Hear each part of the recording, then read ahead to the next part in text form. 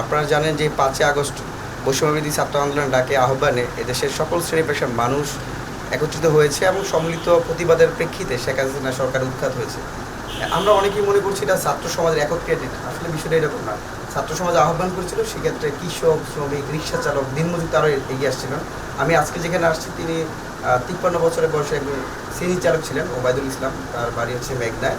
তিনিও আমাদের ডাকে দেশের মানুষের জন্য 18 কোটি মানুষের মুক্তির কথা বলতে গিয়ে তার বুক পেতে দিয়েছিল স্বৈরাচার শেখ হাসিনার গুলির কাছে। তিনি শহীদ হয়েছেন।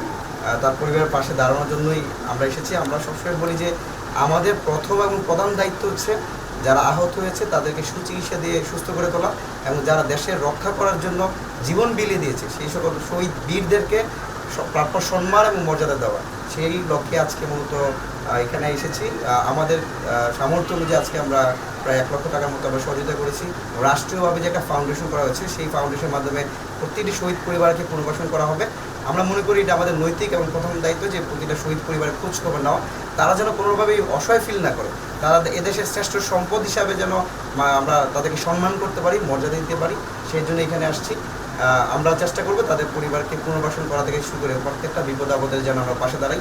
বাংলাদেশের যে একটা সংস্কৃতি যে যখন যে বিষয়টা ভাইরাল হয় তার পিছনে থেকে থাকে, আমরা কিন্তু তাদের পরিবারগুলো বিভিন্ন মাধ্যমে খোঁজার পর এখানে এসেছি।